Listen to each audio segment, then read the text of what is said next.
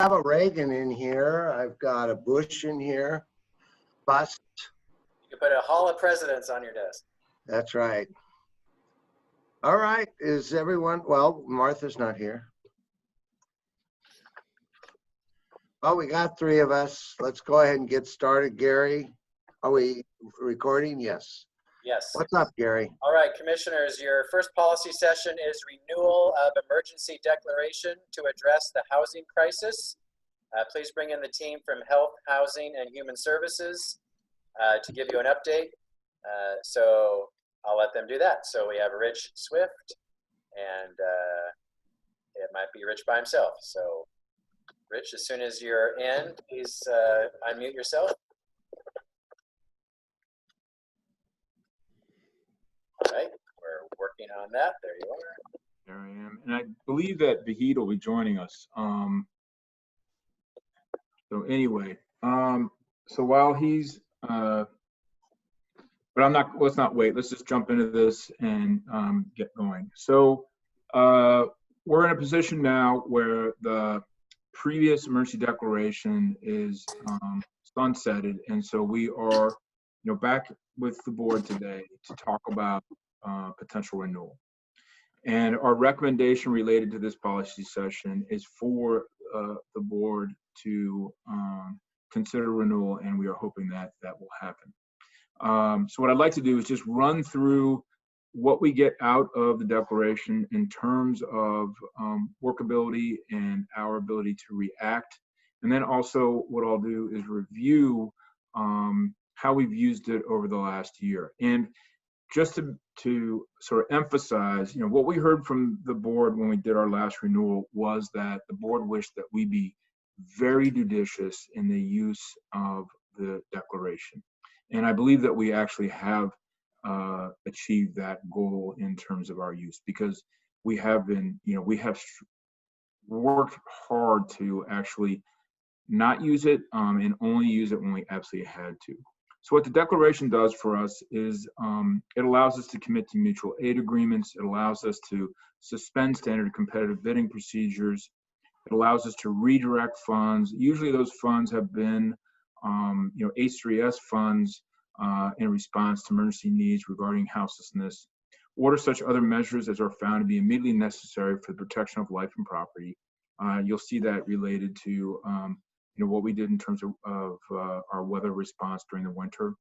Authorize county staff to explore the acquisition temporarily or permanently by purchase, lease, or otherwise sites suitable for shelter, temporary housing, or installation of temporary housing units for the homeless population, and to enter into arrangements necessary to prepare or equip sites to support and utilize those housing units, and to waive Clackamas County Code regulations, administrative rules, and fees to the extent necessary and possible to respond to a housing emergency or to the overall emergency. So examples of where we've used this. So during the 2017-2018 winter, the emergency declaration gave H3S the flexibility to work with faith-based community partners to quickly expand warming shelter capacity by 400%. For the winter season of 2019-2020, waivers were granted by the board chair and county administrator to churches seeking to be emergency severe weather shelters in lieu of churches having to go through a modification of conditional use permits. In that same winter season, only 2 shelter sites responded to the county's notice of funding opportunity for warming shelters. And so that really left us in a lurch. HCS staff were able to move to an alternative path for warming shelter sites. So what we did was essentially develop simple site use agreements, the commitment that H3S would provide those sites with contracted staff, and we were able to, under the emergency declaration, actually ended up contracting with Do Good, where we essentially leased the site, and then Do Good was able to provide the administrative oversight and staffing so that we could expand the county's warming shelter capacity to meet that need. February 2019, a parking requirement was waived under the emergency declaration for a multi-family affordable housing project near the Full Road Light Rail Station. And then emergency declaration was relied upon in December 2019 to waive some conditions of approval for new sleeping pods at the Clackamas County Veterans Village. This actually allowed us to place 15 pods, allowed us to, with Do Good, who was able to in that new placement, which moved from 15 to 19 with one vacant, we were able to actually offer 4 more units, and Duga was able to absorb that and actually within budget. So with no new funds, and the declaration allowed us to do that quickly. And I do believe in an update, we talked about the board with that. So it's given us the flexibility to respond quickly to emergency needs, utilize community resources in a timely fashion. I think as we head into, as we deal with our COVID-19 environment, as we head into, the ending of this year, because it always feels like we're preparing for, next year of 2021 in response to certain things, as we're getting ready for our housing services measure, which is Metro Measure 26210. There's an enormous amount of opportunity, but at the same time, we really do believe that extension of this emergency declaration gives us a fair amount of flexibility in response to what we need, because it's not every emergency related to houselessness is going to fit under the COVID-19 emergency declaration. And so our recommendation is that we continue with this declaration and the flexibility it gives us, with the assurances to the Board of County Commissioners that we will always be extremely judicious in our use of this, and also making sure that anytime we are using it, we will abide by the requirements to check in with the county administrator, and make sure we also check in with the chair before we do anything. And so what I want to do is, because I know that time is of the essence, open up to questions and see what else the board would like me to cover on this. All right, Paul? Well, I recognize your point you're making, Rich, and I guess my viewpoint is that the housing situation is not going to get any better. Probably not. Okay, so therefore, unless there is some urgency requiring the emergency ordinance, if you and I are both in agreement with the fact that this is not going to get any better anytime soon, the emergency ordinance is just going to go on in perpetuity, and that's my concern. So I think to have it as a tool doesn't mean, if we were not to renew it today, doesn't mean it's not a tool that we can utilize in the future. So I think that if we continually declare all these emergencies and not having anything that is imminent or urgent before us, as those emergency ordinances are designed to do, it just loses its strength, and it's almost can be argued that it could be a critic could argue that it could be a circumvention of process. And I think I don't really want to wear out the emergency aspect of it. I just want to respect that the word emergency has an urgency to it. Thank you. Ken? Rich, here's my question. Let's suppose, for the sake of argument, we did extend the emergency declaration for 1 more year.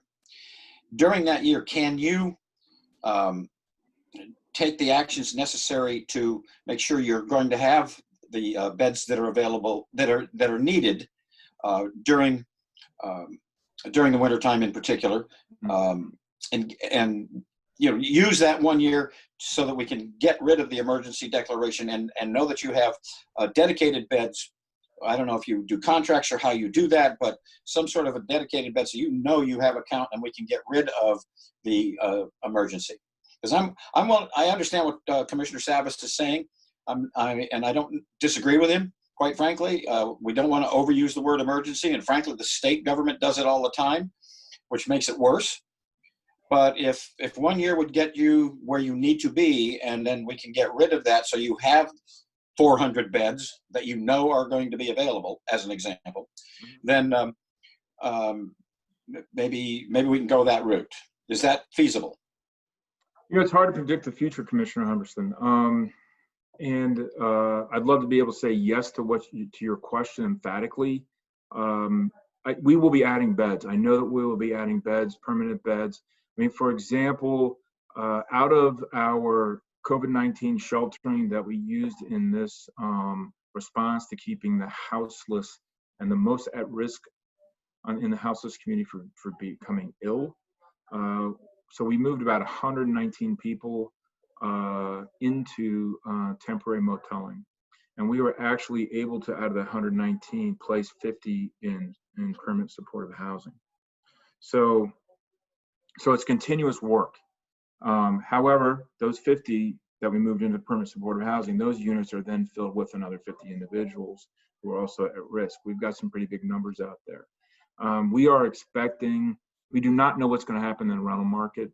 We are expecting potentially some dire outcomes in the rental market in terms of how many people are going to be able to make rent. We are seeing some fairly ominous numbers. This is also the landlord side of this equation as well. So I don't know. We have the Metro bond that's coming online. We've got 450 some units that we've just recently presented to the board.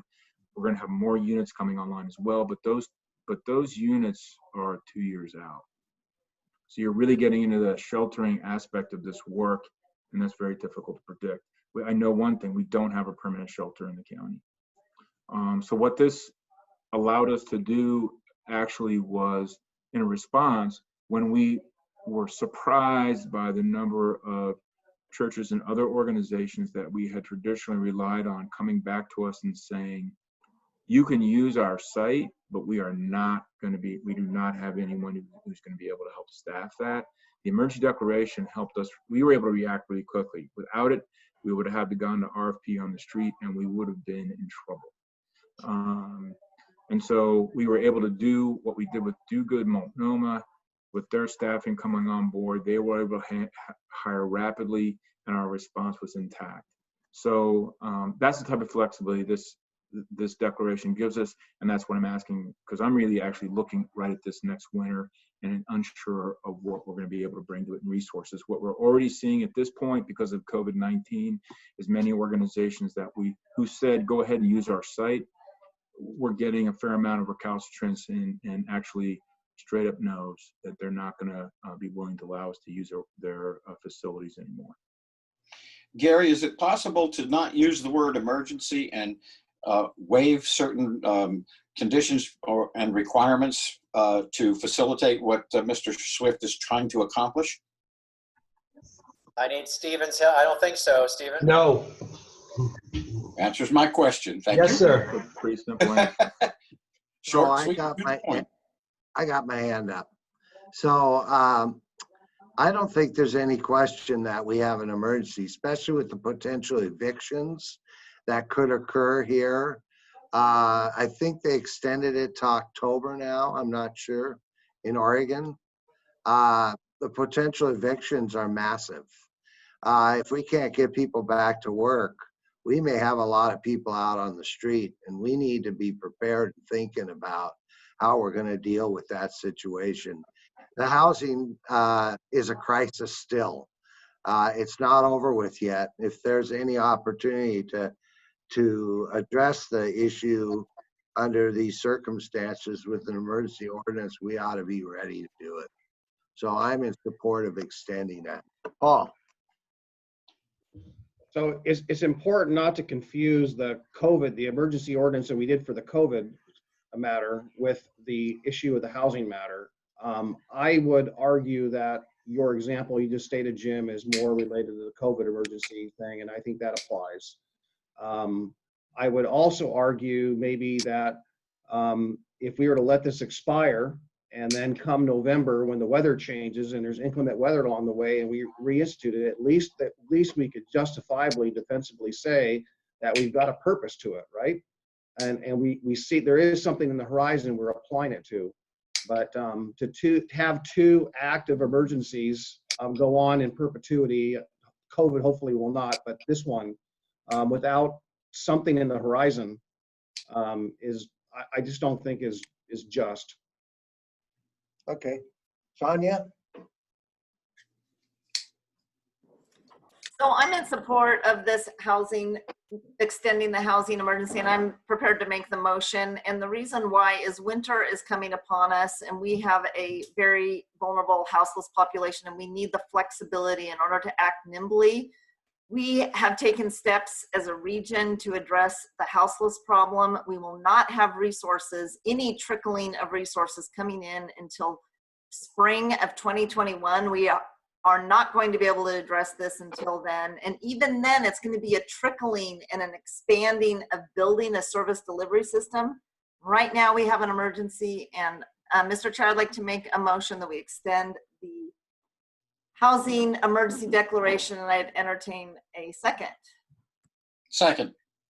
It's been moved and seconded that we extend the emergency housing ordinance. Further discussion, Paul.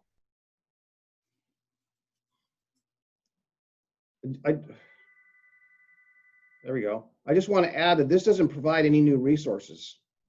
This is a land use. This is a land use workaround. So give me an example of where how we need that. I totally respect and understand the housing crisis we have, but is there something imminent that we need land use circumvention and flexibility for in the absence of resources?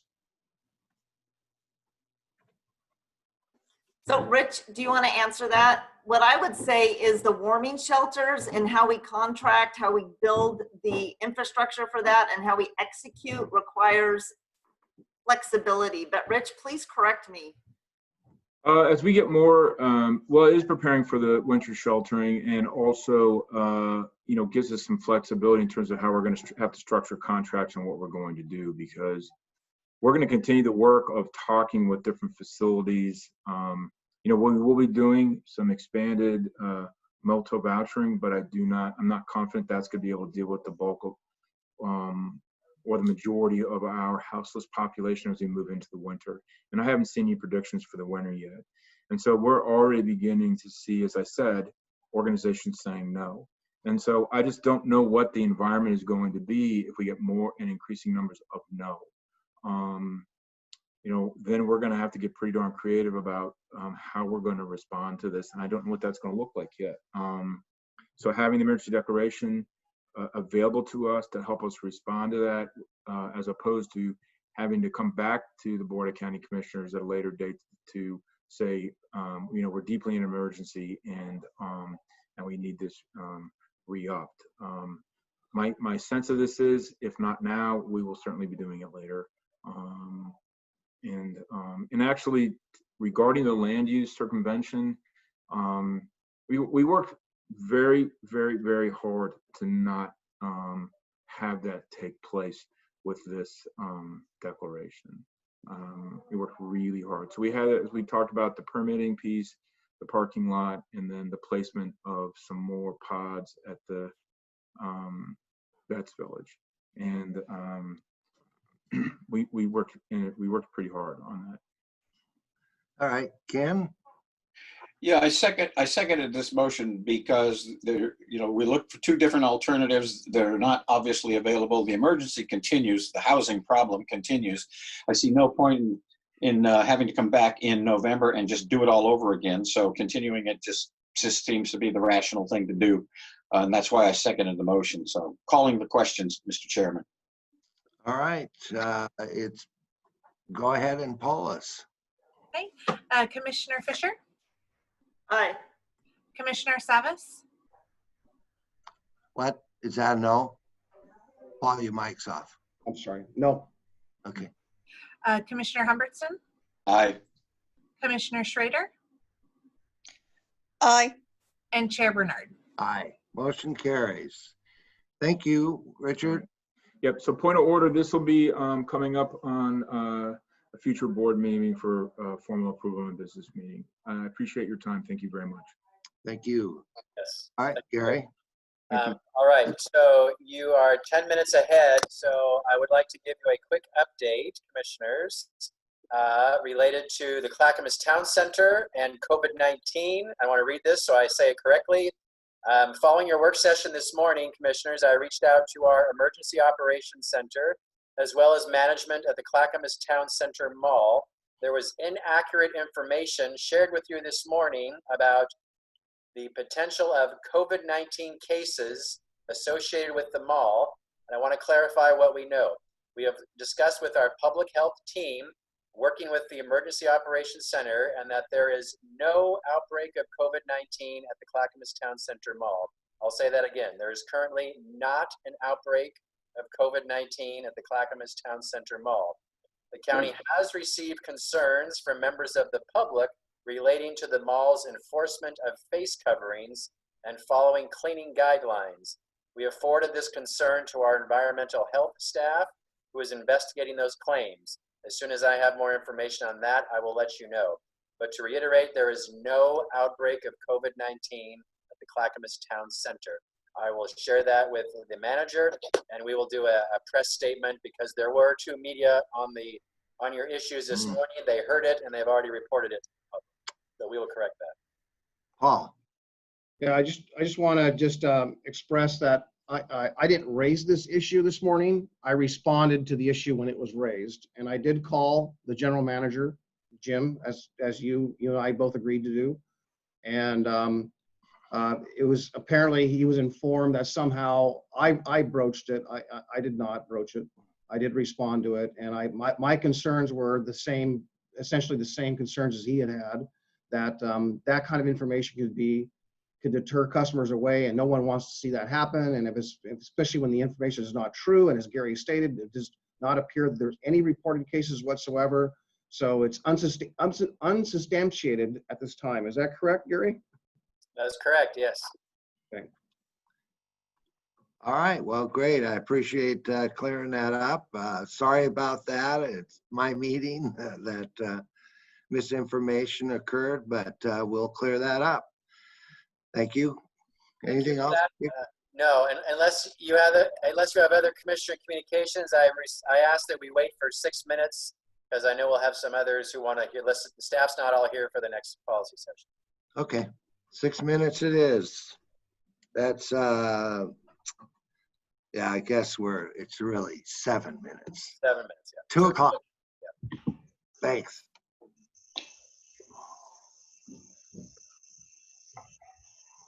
Oh, Stephen? Oh, Jim, can you hear me? I Can you hear you. Okay. So on the one, I thought it should include a commissioner designated by the vote of the full board. You don't need that level of detail, but you could include that. Okay, we'll see what other people think on that. And then as far as the provider administrative cost, I thought that should be 5%. In terms of their overhead? Yeah. The hard part with that is if you want, let's say schools, somebody said they wanted schools might exceed that. I don't think schools operate with that lean of a budget. So I would need to know more details on that. If you were to say, like, let's say Clackamas, North Clackamas, what's your administrative overhead? They probably going to say 45%. Yeah, Really? that thought occurred to me, but could they, if they wanted an after-school program and they coordinated with us, couldn't we, as a county, work with a nonprofit to provide it at a school site? Of course you could. Well, there you go. Yeah. So it isn't necessarily excluding schools. It would just be who would be administering it. And if the schools wanted after-school programs, then we could be the entity that contracts out for that use. Well, So, the Parks District could do that. yeah, there you go. Mm-hmm. Okay. Anyway, we So- shouldn't talk much more. I know. It's a quorum. I'm trying to get my computer open to look at an email real quick here, but sorry.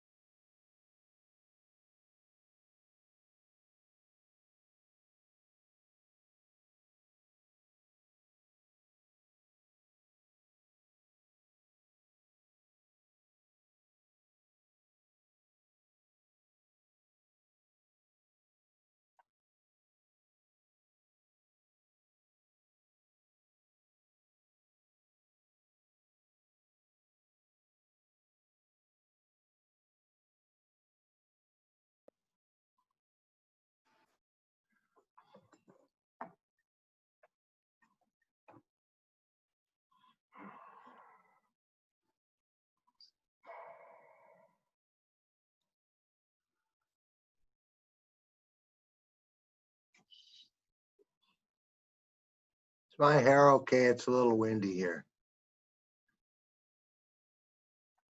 A little out of place on the back there, Jim. That's the tree, not my hair. Oh, sorry. The problem's the one on the left, not the one on the right. I can switch to where the tree goes. I was talking about the two hairs. Yeah.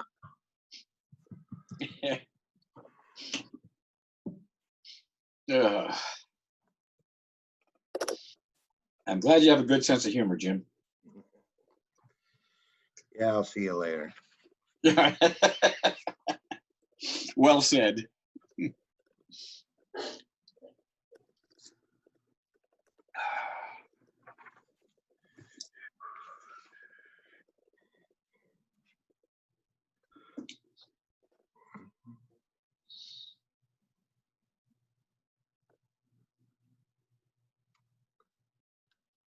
It's late.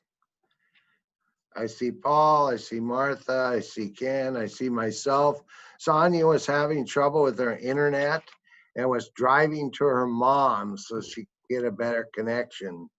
So she might be a couple of minutes late.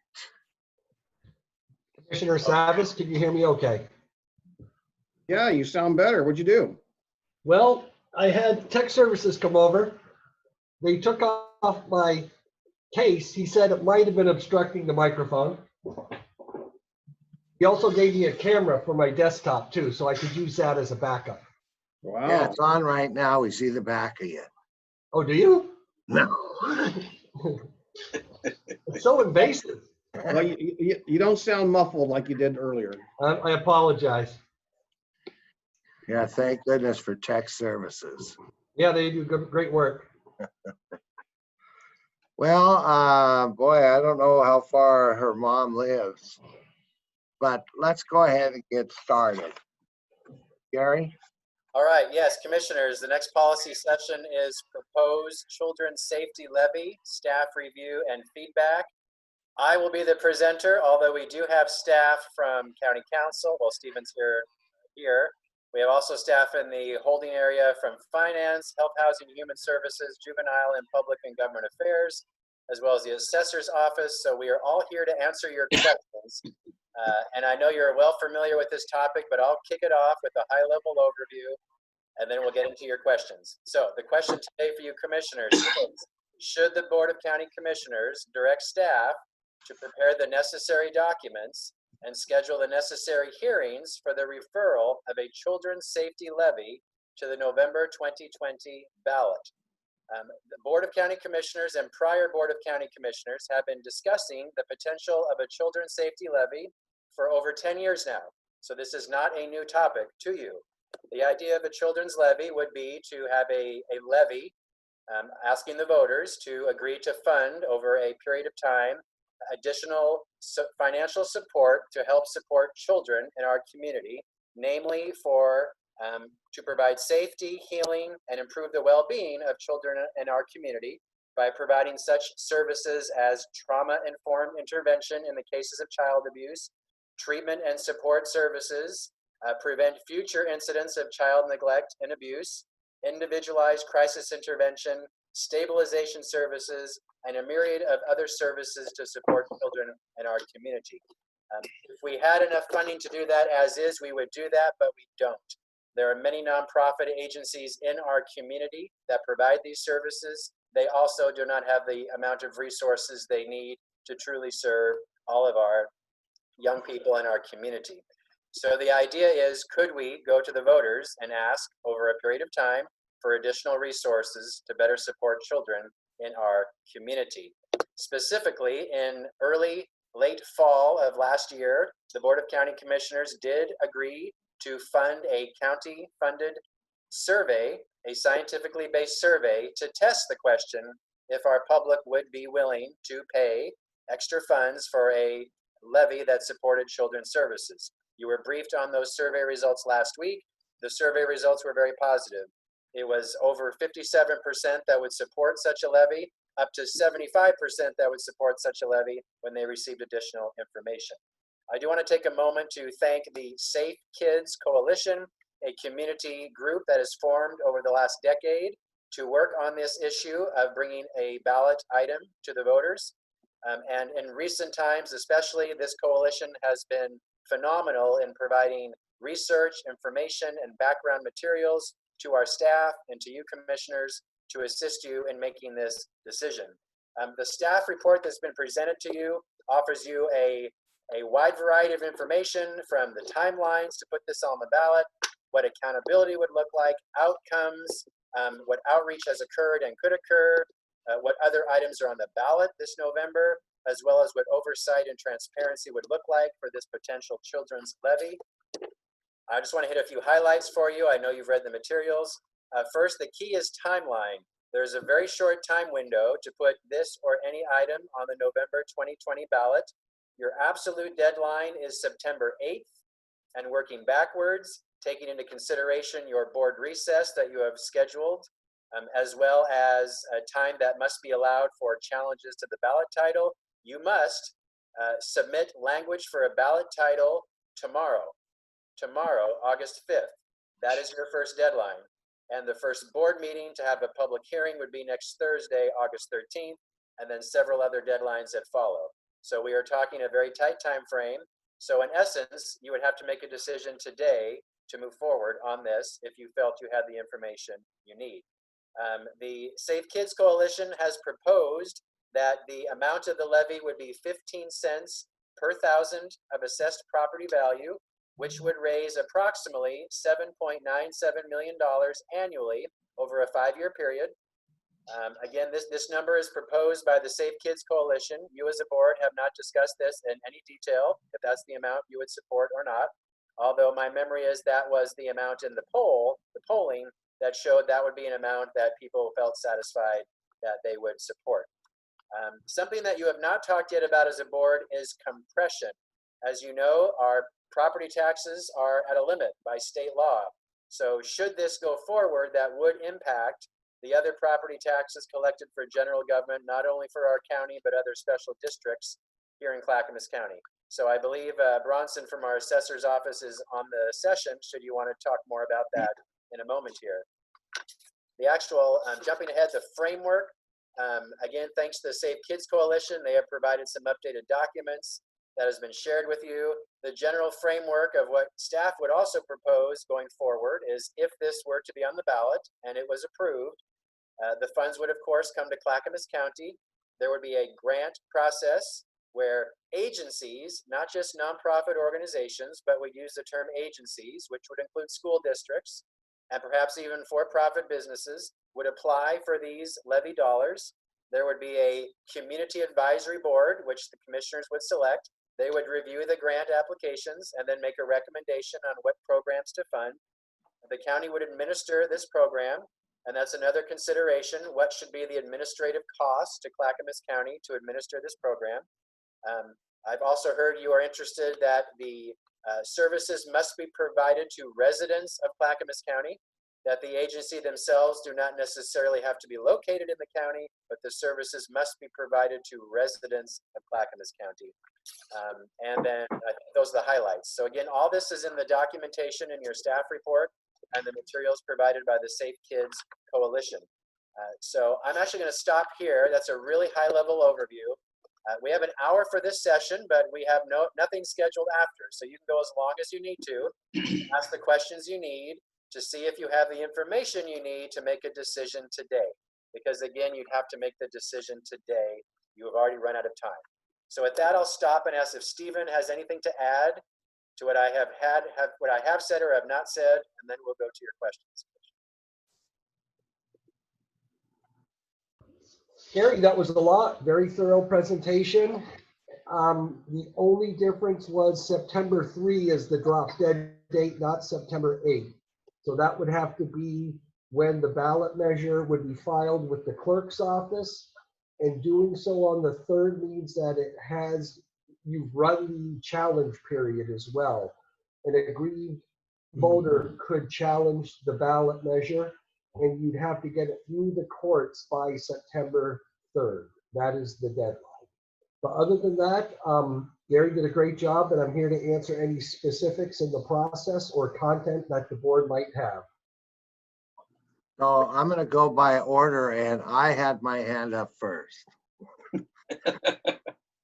So first off, I don't like the idea that it's characterized as agencies or other for-profit. I think it should be non-profit. I mean, for-profit is going to charge a higher fee. And even let's say a school district wanted something, they would probably have some other agency outside provide the service, such as North Clackamas Parks. I mean, there's many different agencies outside that could provide the services that we need. I appreciate the outline, and Stephen, you and I talked a little bit about this, but I remember one particular voter holding up the North Clackamas Parks District measure and verbatim reading it and saying, this is what it says. That's why I think it needs to say that the membership of the Children's Service Committee should include one county commissioner designated by the commission. I mean, you could just say that person's a non-voting member. I'm looking at your word length. You can use 500 words, right? You're on mute, Stephen.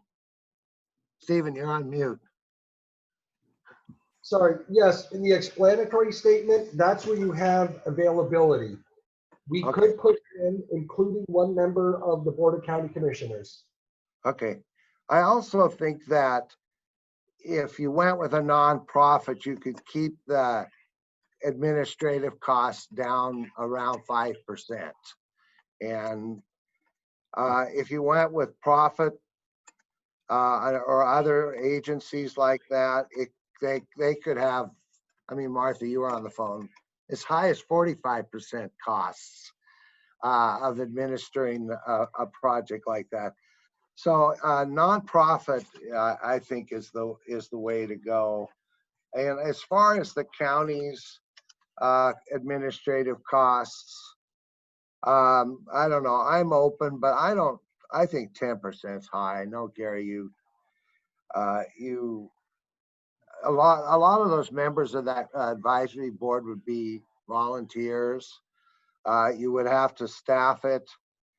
And the tax collection and stuff, you know, I tend to go probably 6 to 8%, but I'm just wild guessing. Okay, so that's my comments. Paul? Yeah, so I don't know which document to work off of, and I'd like to get clarity on what we have to have today.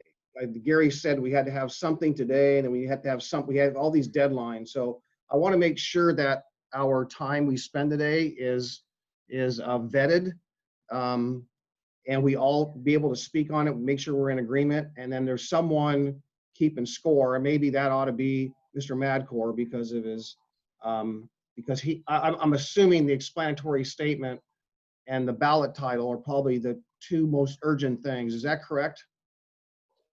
Yes, sir. Okay, okay.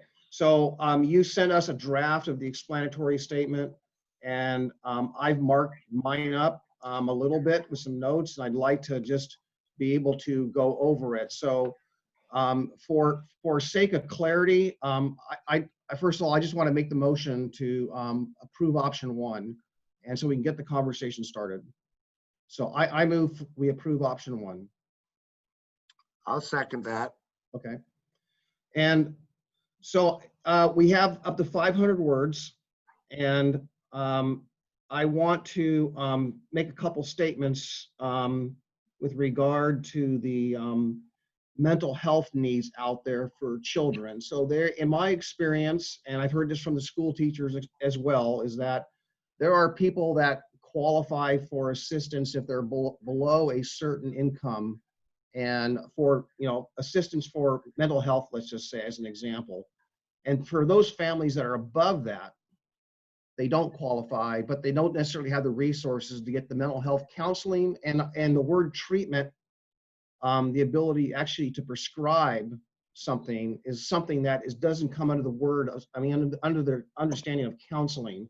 So that one line where it says mental health counseling, comma, behavioral health therapy and addiction treatment, does that, I'm not an expert there, but does that include the ability to do prescriptions?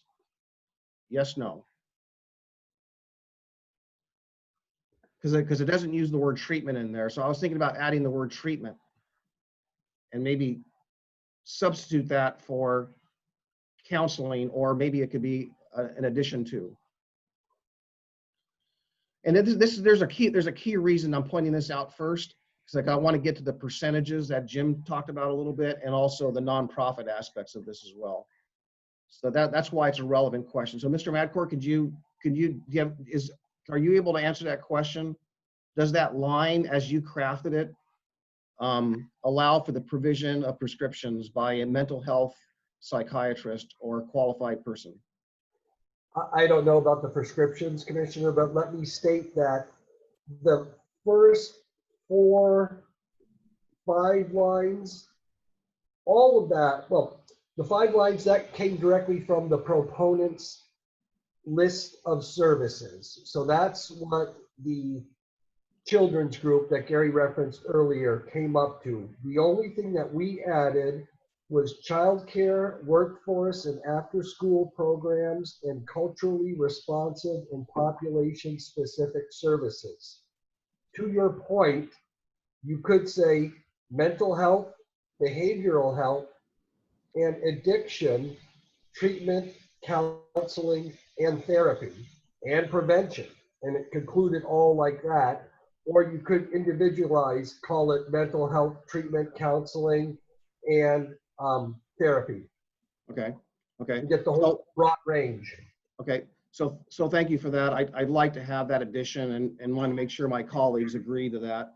And I spoke Hey, to Paul, before you move on, I'm just looking through the materials. Stephen, where are you referring to? I see the ballot stuff from the group. I'm not sure what we're referencing. I am referencing the document that was sent from Stephen's office this afternoon or this morning. The explanatory statement. Okay, so it was not in the packet. Thank you. I'm so sorry that I missed that. Yeah, that's all right. So the reason that's important, I did speak to Melissa this morning, Melissa Earlbaum this morning, and again, we've heard this from the teachers. I've heard this from families, and the the ability to treat is important, and there's not necessarily that level of service available in Clackamas County at that time that is a nonprofit. So I thought that language that kind of addressed the intent of being substantially nonprofits could be worded in a way that X percent, let's just say 5% of the measure of the remaining funds after the administrative cost of the county will be attributed to or provided for by entities. And then the remaining funds, which would be the remainder, the substantial share, would be dedicated to nonprofits. So it allows for some of the provision of services that are not provided by nonprofits as they occur, that can be provided by entities, whether that is a private service for profit, or whether that is a county, or whether that is whatever it may be. But the lion's share of the money after admin cost go to nonprofits. So to remain as true to the cause as possible. So that's the reasoning of that one. And I don't want to occupy all the time here. I have a lot of other edits, but I don't know how we want to go about this. I just don't, you got to go do it in sections. But I just do want to just kind of clarify my viewpoint of what Commissioner Bernard had raised there a little bit. But one thing I think is important as far as it relates to the nonprofits or not. Thank you. Sonia.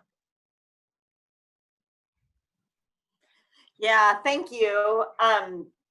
So I've had the opportunity to check in with our stakeholders, and one piece that's really important to note, and I think, Jim, you referenced this previously, is that the effort of the coalition was to support our nonprofits, and that's also in an interest to make the dollars go as far as possible. And in addition, if there were partnerships with other entities like our parks or school districts, that would absolutely be an option within this, but it would be the nonprofits that would be receiving the dollars. So I wanted to let you know that, because I got more information from Melissa Arrowbaum today. That's a really important piece. And another piece, I know we're talking about caps. The poll tested 5% administrative for the county, but I did check in with Melissa, and she checked in with her partners, and a 7% during the life of the levy could be more upfront than later is good. That's in support of the community. And then there was also a piece about prevention. We know that we want to provide intervention and prevention, and I think Paul's interest in making sure we get the services right ties right into this. There's absolutely support from the stakeholder community that we also focus on prevention. The piece that's very important to me, and so I really want assurances before we refer this, is that I want a summary and explanatory statement that is clear that we have an equity lens. It's very, very critical. I really appreciate the staff report in that regard. And then the other piece is the governance that we're suggesting of the money coming to the county and having to be a grant process. I want to make sure that's consistent with our current processes so that we have all the fiscal controls in place. And that's what I wanted to share with the group. So. Okay, thank you. Martha. I've got a few questions, particularly about, I'm glad that Commissioner Fisher mentioned stakeholders, because I found one of our letters dated October 23rd, 2018, after we had worked with the superintendents. And they had offered to have, let's see, I'm trying to find the names here. From Chair Trip Goodall on behalf of the Clackamas Schools Chief Administrators Council regarding inclusion of two superintendents on the Children's Levy Work Group. Also the inclusion of Lenny Bjornstein and Rod Cook on the group. And they did put forward a couple of names And those names were, let's take a look here, Kathy Ludwig, Superintendent of the Westland and Wilsonville School District, and Ryan Carpenter, Superintendent of the Estacada School District. So my question is, were those folks actually actively involved on the behest from our superintendents in this work? Were they ever outreached to, or they were never really directly? This was a direct request from our supers. And I just am wondering, did it just fall through the cracks? Martha, there was an effort to hold off the children's levy until we figured out what we were doing with the courthouse. So things did not progress. The group went on, and I was talking to Jim about this earlier. We didn't know the extent of their coalition building. We do know that they did come to us to ask for a poll to be put on the ballot in November. And the other thing that we also know is that there has been a lot of outreach, and I don't know if we could pull in some of the coalition folks, but they can talk about their communication with the school districts, and that the school districts are in support in their efforts for this children's levy, because it's anybody else. Thank you so much for that. I appreciate it. But what that tells me was it was not addressed and it fell through the cracks. And that is very concerning to me because of the speed of which this has gone. And this was way back on October 23rd, 2018. And at the time, I do recall we were looking at a levy for the courthouse, or a bond levy, and we decided not to take that route. So that isn't what I'm asking. I'm just trying to clarify where things have fell through the cracks in outreach, because that is of high concern to me. So thank you for that. The other question I have, and I only have 3. So Gary, tell me about the compression on the general fund, because we have had 10 million that we had to cut one year and another 8 million. Do we even know the size and scope of what compression could possibly be at this point if we move forward? Do we have any financial information? So Martha, ask your third question and then we'll bring on the person from the assessor's office. Okay, well, the third question is it's more like a statement, I would say, because when you're talking about nonprofit and other entities, profits entities or other entities actually would be capped anyway with administrative costs, because we would cap it. So, and my concern is that if we aren't more broad, we could be, in my opinion, eliminating something like an opportunity for health share to provide services. So that's just a comment that I'd like to make sure it gets on the record. I won't make big bones about that. And then the other piece of this, I want to make sure that in Mr. Madcor's document, that the Board of County Commissioners are the grantor. I just want to make sure that language is there. And that the committee just makes recommendations to us. So before we go on to the assessor's office, I do have 3 letters here. Oregon City School Board Vice Chair, Lake Oswego School Board Position 2, Portland Community College Board members. I just received those. By the way, the coalition never saw the letter from the school board. They had no idea. And that's why I'm trying why that fell through the cracks. I don't understand why that was such a big faux pas. That was before COVID. Yeah. And we were going swimmingly along. So, and I guess the point I'm trying to make is actually rather insulting to those individuals who are CEOs of large school corporate, work, and we didn't even give them an answer. We didn't even move ahead with that. I agree. So there you go. Hey, Martha, if you recall, we were working on a letter that you and I were working on, and it did fall through the cracks, that response.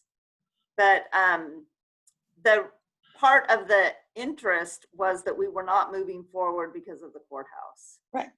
I understand. That would be on you and me of not responding directly to the school districts. And we could, Drenda's got all the history because she was our staff and she could clarify for us. But I don't know that that's to the point here right now.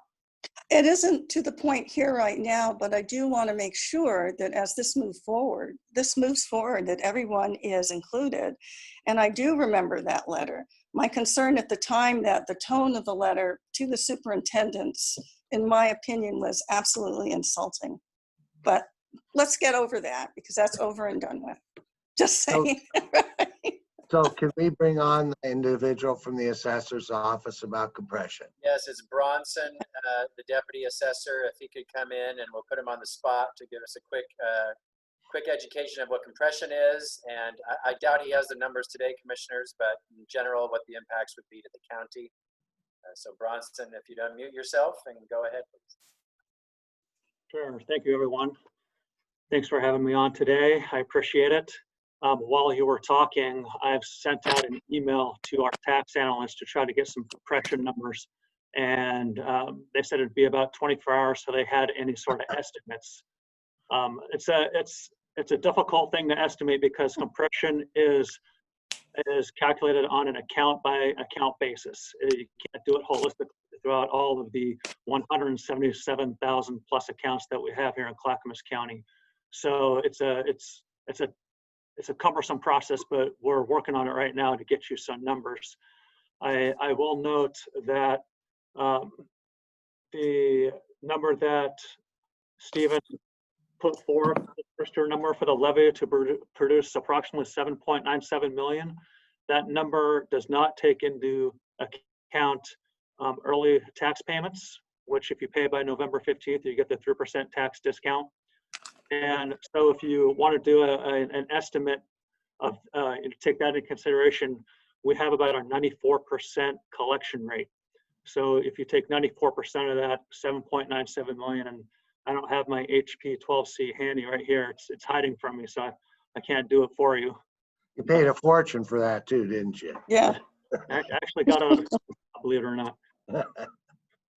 So that was when I was a little so. Yeah, thank you. Compression's a very challenging thing in one district, one fire district, or an area where there's all various tax measures. Compression would be heavier and others it'd be less, and so it's a very difficult calculation. I just did it though. It only took me 20 seconds. I'm just kidding. Well, yeah, and thank you for that. My concern is in this instance, we are somewhat blind then. That's one of the things I was trying to get at here. Again, my statement that why would we not have during the COVID-19 even a broader base of groups like HealthShare, have an opportunity to do this. This is not going to be a deal killer for me, but I do think it's short-sighted, quite frankly. Well, Martha, I mean, it's kind of thin in the soup, isn't it? Yeah, Well, everybody, the soup's pretty thin. It's bouillon and water. Well, I would also say it gives us more flexibility to who we really work with as well. And I think that's important. But that's not what I'm going to continue to, break my pick on that lump of ice with. But I do think it's going to be very important. I do want to make sure that for me, the real issue is that the BCC is the grantor of the dollars, that the committee is simply advisory. So Mr. Madcore, can you let me know if that language is in there? I think I saw it, but I want to make sure. No, it really isn't, Commissioner. And if that's the wish of the commission, we can easily include that. This was that the board will appoint the committee itself, and there will be a board member on the Children's Services Committee is what we're calling it, and that they will be the entity that's responsible for competitively granting the service providers annual proceeds from the levy itself. But we certainly could say they're advisory to the board, and the board is the final grantor. I think that's critical to this moving forward, because this is public dollars from our constituents. Right. Okay, so can we agree at least on that one thing? That is something that I really believe has to be part of this. Well, okay, so we'll continue on this. I not necessarily agree with that, in that means that it becomes political, and I hate to see it become political. If they make their recommendations to the the board. Now, let's take the small grant program. We have changed things, but is the small grant program a recommendation to the board? Yes. Okay, so as long as you guys who are here in the future are careful, there's not a problem in doing that. I Martha, so guess, agree. but my sense of that is it's no more, it's just as important as the small grant program. Yeah. And I want to make sure, since we are allocating the small grant program as part of our process, this is something we're putting on the ballot on behalf of other stakeholder groups. And we all know that is very political, Jim. That's true. In fact, this whole process has been very political, quite frankly, but because I have plenty of emails to prove it. We all care. Paul? Your mic. I want to get back to how we organize this conversation and editing. A lot of the comments, it resonates with me. We need to make some adjustments. The paragraph, again, we're working from Mr. Madcore's document that he sent out today. That piece that Martha just spoke to, for example, that starts out with the words "services will be provided." The way that structure is presented there, it reads to me that the entities that provide the services will be the ones that will be on the board, on this particular board, and it seems like there's somewhat of a conflict of interest. So Martha's scheme there seems a little bit more responsible in a sense, and there needs to be some separation, I think. And but anyhow, I want to get back to my first point. We burned up 30 minutes already. How can we organize this meeting so we can go line by line and get these points ironed out? Someone needs to run this. Staff, whether there's Mr. Madcore or Gary, but we need some guidance here. Well, commissioners, I suggest the question really is, do you want this on the ballot or not? And if the answer is no, we're done. If it's yes, then we start going line by line to make sure you have the language you want to start the process rolling. Well, I did make the motion with the intent of us approving this. So the answer for me is yes. If you want to affirmative vote now. Yeah. I'll go ahead and call the question so we can take a vote on referring it to the ballot. So Paul, we can do what you're suggesting. Yeah, and I just want to make sure that we qualify this. I did make the motion that we have some edits to make this document because it needs to be changed. So I'm not happy with the document as it sits. So with that, call the question. Okay. Okay, I call the question. Okay, please poll us. Okay, Commissioner Fisher, Aye. Commissioner Savas, Aye. Commissioner Humbertston, Your mic. Aye. Commissioner Schrader, Aye. and Chair Bernard. Aye. Motion carries unanimously. Okay, now let's talk about line by line. Well, so who's to take that over, Gary or Mr. Madcore? Mr. got it. Madcore. Let me ask you this though, are we talking, we're sure we're talking November? Yeah. So you'll need to come up with, the pinch points are gonna be, are you ready? Yes. Pinch points are gonna be, what's going to be the cap for the county's administrative costs? That's gonna be number one. You're gonna have to come to an agreement on that. Number two, a list of services provided by this levy. You'll want to be exhaustive in that and not too restrictive because things will change over the course of 5 years. Number three, you'll want to come up with a governmental structure. Do you want to be the grantor of $7 million annually? Or do you want to delegate that in a manner consistent with the Tourism Development Council, similar to something like that?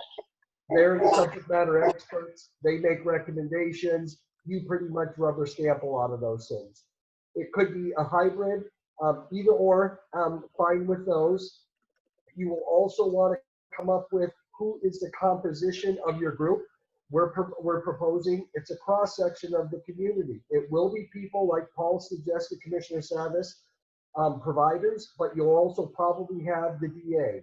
You'll probably have someone in law enforcement. You might have somebody from the city of Lake Oswego. It's going to be a cross-section of entities. You want to know what entities are receiving this. I think limiting it to nonprofits, quite frankly, is too restrictive. I think limiting it to nonprofits is not reflective of the equity lens. If you want to make it available, make it available. Don't just give it to people who are already established. Don't just give it to people that have only one line of business. There very well might be eligible entities out there, worthy entities, that don't qualify as nonprofits. So I think those are going to be the points you're going to, and also the administrative costs of the service provider. I don't know if 10% is a viable number. It puts the county in the position of being an annual auditor of these entities, and it might be viewed as being also a little bit too restrictive. I understand you don't want it to be a United Way, which consumes administrative costs, from what I understand.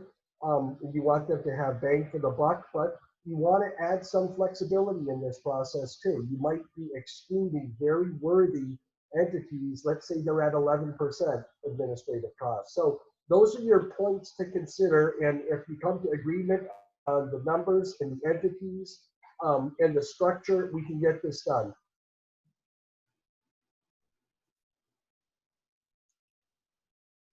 Oh, who wants Was I to? on mute the whole time? Well, yeah. Did you say something, Stephen? So let's start with the first one. What percentage does the county want? Well, what I heard staff say is that they think it's going to be higher than 5 and probably less than 10 or up to 10. So maybe it should be no more than 10%. And I think it needs to be subject to review and audit, just as every penny that goes through this levy is subject to audit, financial disclosures, and I wrote down one more.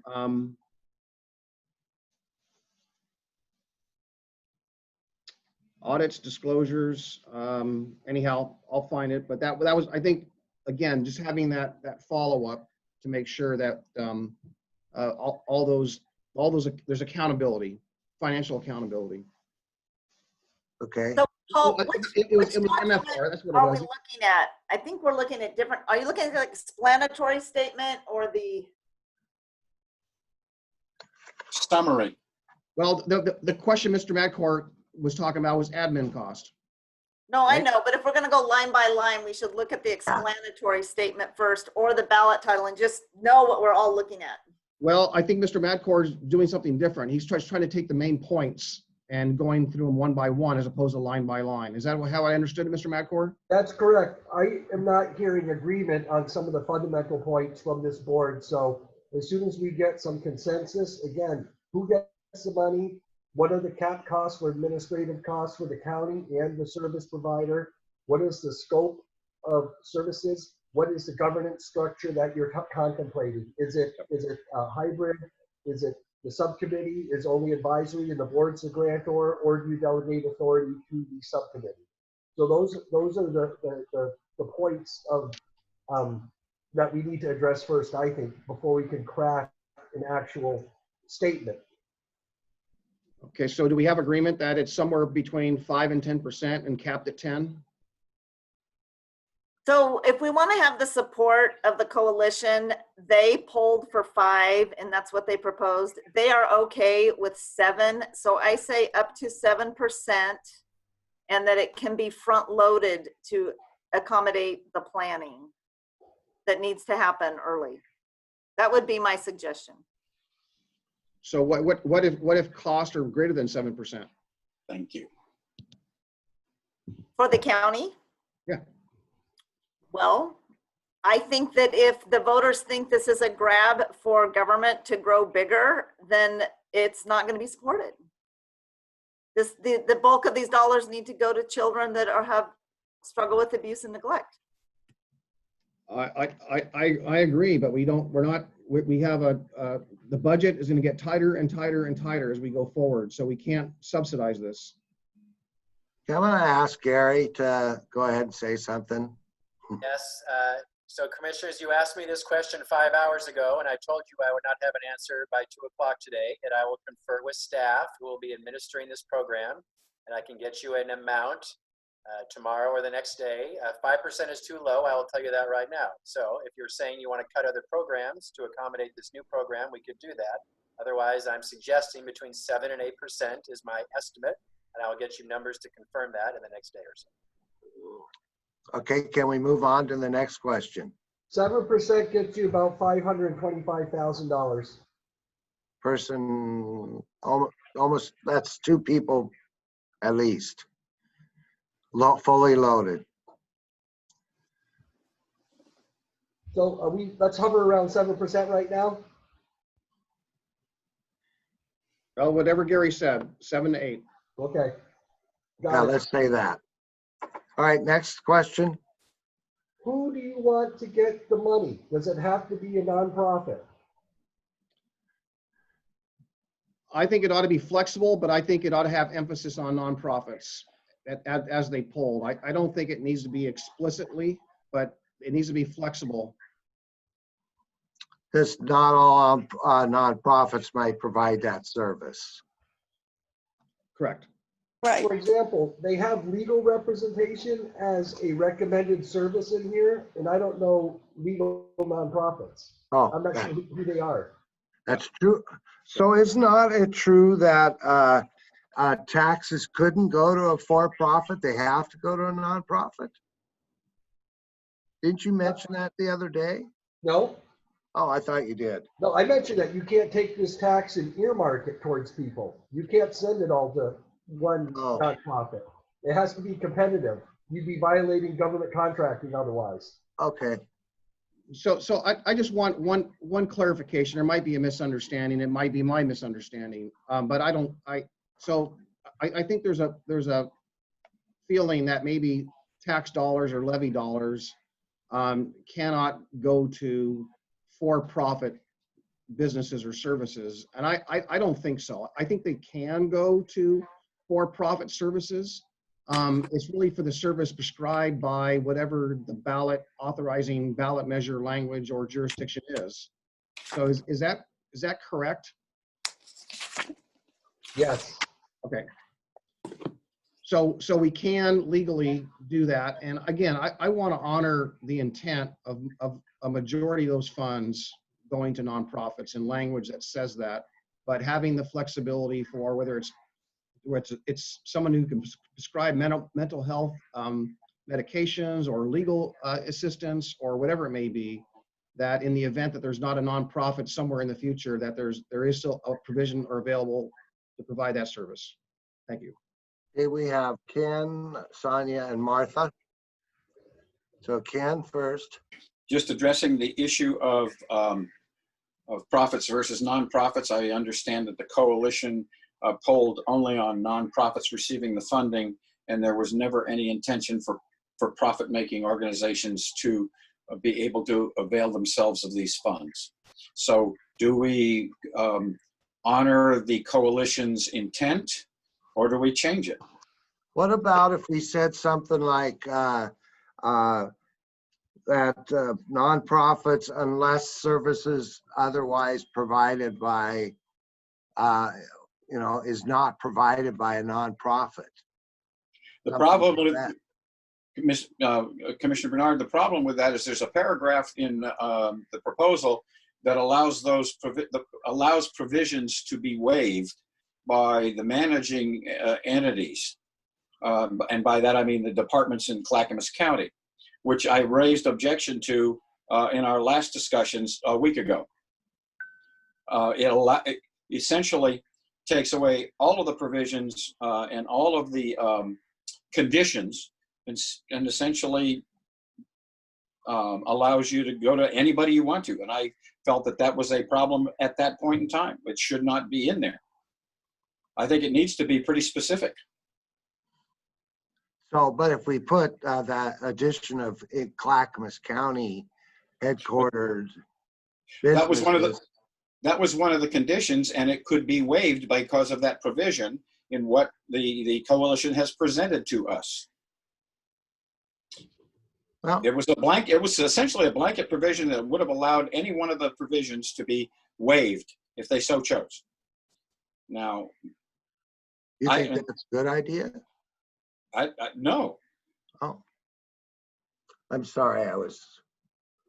I mean, the intention was, as I understand the coalition's intent, the funds were for nonprofits to provide the services that are needed. They were to be from nonprofits in Clackamas County, and there were some other conditions. And then there was this little paragraph that said all of those conditions could be waived if the managing department chose to do so. And I took objection to that last week. Okay. And that you can put all the conditions you want, but as long as that paragraph remains there, those conditions then mean nothing. And that's my point. Okay, I thought it really said that it could be an agency that's outside of Clackamas County, but providing Clackamas County service to Clackamas County youth. That's how I read it. Yeah, that was the point of the waiver. If they could it would allow them to get around all of the conditions. All right. So let's move. Are you okay? Move on to Sonia. Ken? Yeah. Okay. Making the Sonia? point. Well, I want to capture and reinforce and support what Paul said initially in regarding Stephen's question. In regards to the entities, it should be primarily nonprofits. And in the rare situation that a nonprofit didn't provide the service, then we could look at other entities. But I really support the way that Paul framed that. I do too. I believe that will, get to the issue of we have a nonprofit sector that needs support. That is a real need in Clackamas County. So this will help us get there. Okay, Martha? I wanted to add to that, I agree with Commissioner Savas and Commissioner Fisher that yes, as long as there's flexibility in there, I can get there. Okay, I'm good That with we that. can do it, but I do know that we would have legislative intent to obviously help build capacity of our nonprofits in Clackamas County. Okay, Ken, you're good with that? I just wanted to make the point that is not what the coalition polled on and what the coalition actually supported. All right, well, As long as you're aware of that, that's 4-1. I get it. I'm just pointing it out. we'll hear back from them if it's not, if that's not right. Sure you will. Paul? You're on mute. The phrase, don't let perfection be the enemy of good. I understand. I just want to say that we got to realize that these dollars, I mean, whether you buy a pencil or a notepad or whatever, those dollars are going to a profit entity one way or another. So these dollars can't be perfectly going to nonprofits. I mean, there are going to be expenditures that go certain ways under certain circumstances. And again, the emphasis being on as much in the way of nonprofits as possible, as we just discussed, is perfectly fine. But I think it's foolish to think that that a provision of a service, as small as it may be, in those rare instances provided, is somehow evil if it is only being provided by a for-profit kind of thing. I don't think a business or even a government should be cast as for-profit, even though technically that's what they are. I don't think a doctor or a psychiatrist ought to have for-profit behind their name, right? Right. MD for profit. I'm not taking a position. I'm simply telling you what the information from the coalition and what they polled on. That's all I'm telling you. Whether you choose to support that or modify it, it's a 4-1 vote or a 4-0 vote or whatever you want to call it, or no vote at all. But I'm just saying that's what the coalition's position was. Yeah, if we're meeting the spirit of what they polled on, I think that's what matters. And I think we are with a nonprofit or what's the wording? Unless services otherwise provided by a for-profit. I mean, only available for profit. You got that, Stephen? I'm still working on it, but I can come up with something. It's what Paul said. It's that if the nonprofit isn't sector isn't able to provide it. Yeah. Then we can look at other entities. Entities, keyword entities. Entities. All right, what was the next item? What's your thought on governance? How do you want these dollars to be distributed? How do So you what's the children's levy in Portland? Wait, can we go back before we go to governance? Can we go into, there was a piece that was proposed in the framework that I want to make sure we clarify, that the population to be served are Clackamas County children that are, that suffer from abuse or neglect or at risk of. And so we want to make sure that we do not require the nonprofit to be based in Clackamas County. That was something that was in their framework. I want to make sure we are all in agreement that a nonprofit, like Do Good Multnomah is a good example of a Multnomah nonprofit that's doing great service in Clackamas County. We don't want to limit it to only Clackamas County nonprofits, but the children, the population, abused, neglected, at risk of, and Clackamas County residents. For provision of services to Clackamas County residents. Yeah, and that the nonprofit does not have to be based in Clackamas County. We may not have to be that prescriptive, but I just want to make sure we're all in agreement with that. We took that out, Commissioner, so that is not in there. And the terms we're using are children and youths. Okay. Next item. Next item is, how do you anticipate or how do you foresee dollars being distributed? They are collected by the assessor. They go to finance, they go to the treasury, and then at that point, people submit grant applications on an annual basis. They would tell you how good they are, what their outcomes are, what their track record is, what service they want to do. You will have your Children's Services Oversight Committee look at it. Would they decide themselves and you rubber stamp it? Would they recommend to you 10% here, 200,000 there, and you guys have a policy session on it, and then you approve the distribution of those funds on an annual basis? Mind you, that practice would require more staff time, more involvement, increase the cost for the county as well, but that would give you ultimate and eventual oversight and accountability. Martha, you're on mute. Unmuted by someone else. I don't know what's going on with that, actually. So I wanted to ask the question, how do they do it in Portland? Obviously, however, my preference is for that group to be an advisory body to us, and then we make the final decisions. We're good with that, I think. All right, okay. You know, I don't mind having a group advice, but in the end, it has to be the commission's decision. And we may even have an opportunity to make changes if we see fit. That's the focus of an advisory body, is to just give advice, so. It would seem that having certain professionals from different walks of life be the board, so that makes the recommendation to the County Board of Commissioners in the end would be a great model. And again, all those measurements and performance measures and outcomes that match our MFR can be valued when they score some of these entities. Right.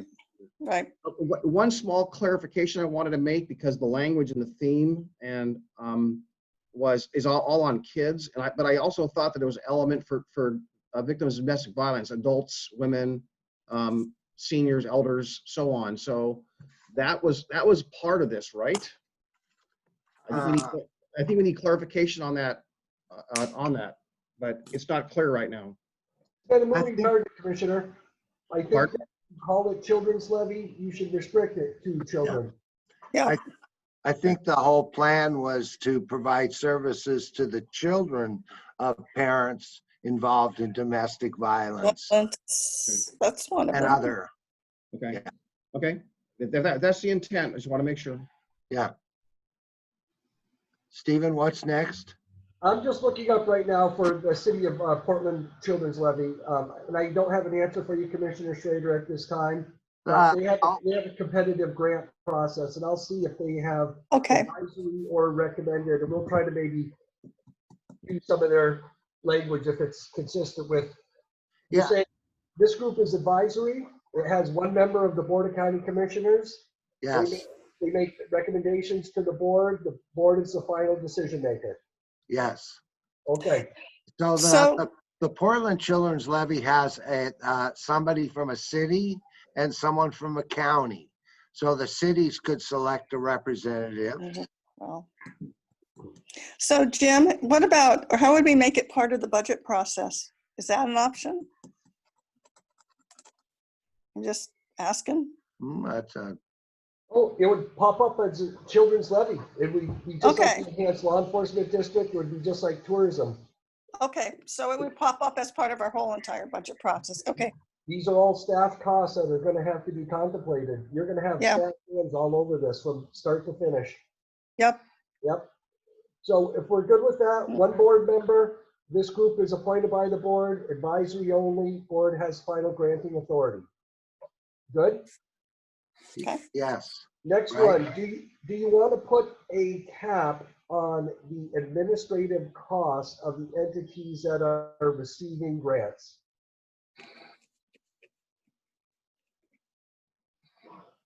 So I have my hand raised. I'll go ahead and Oh. jump in. Excuse me.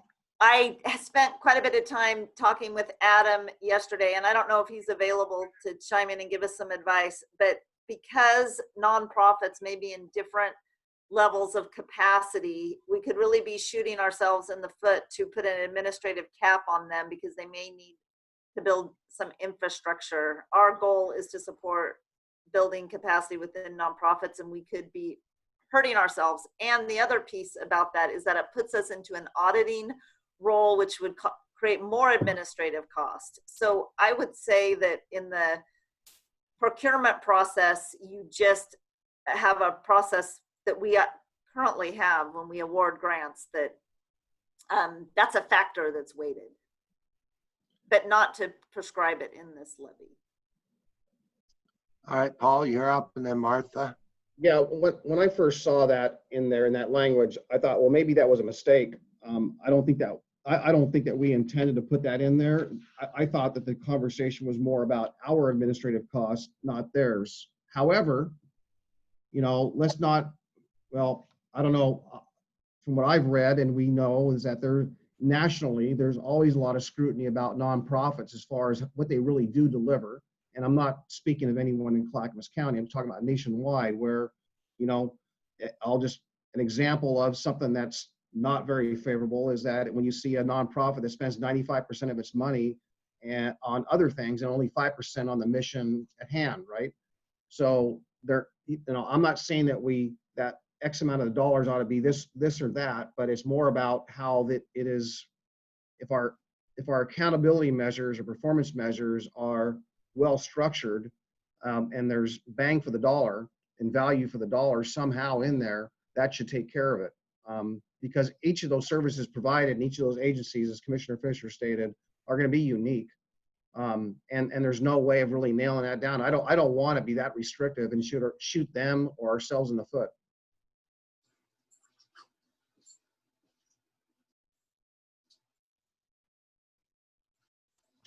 Hey, Gary, can you take over for 5 minutes for me? Yes. Thank you, I'll be right back. Sorry, my mic was off. I was gonna say, we could drop that piece because the grant process, those folks could determine whether they're charging too much for their services.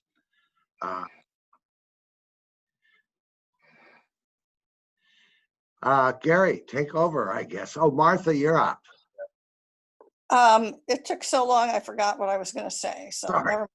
okay. Okay, so I'm moving back to, I'm referring to the ballot title because I think that's what you've been referring to. So next, the question is the levy amount, 15 cents per thousand of assessed property value, which would raise approximately 7.97 million annually with the caveats that Bronson shared earlier. That was the amount that was polled also. So do you agree with that amount? 15 cents per thousand would be the ballot question. Yes. Thumbs up. Fine. All right.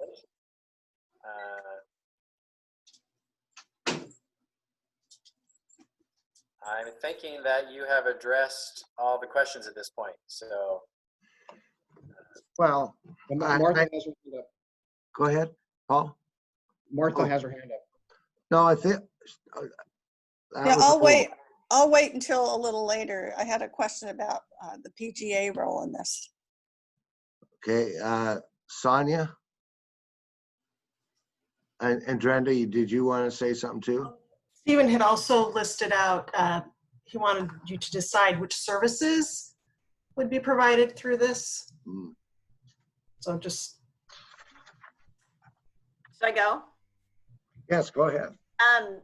We just need to make sure that it's very, very clear that this is for children's safety services for, because the explanatory statement says just youth, and we need to make sure that we say is designed to it's specifically designed for children and youth impacted by violence, neglect, and abuse. It's not all youth. We just need to make sure we're very clear, especially that we've broadened this to include some other services. As long as we define it, we'll be good. Paul, your mic's off. Okay. In their material, they have some bulleted items here. Children and youth impacted by, number one, child abuse and neglect, domestic dating and family violence, human trafficking and sexual exploitation, sexual violence, homelessness, with youth fostered or youth focused homelessness, runaway youth, children and youth in the foster care system, and children of incarcerated parents.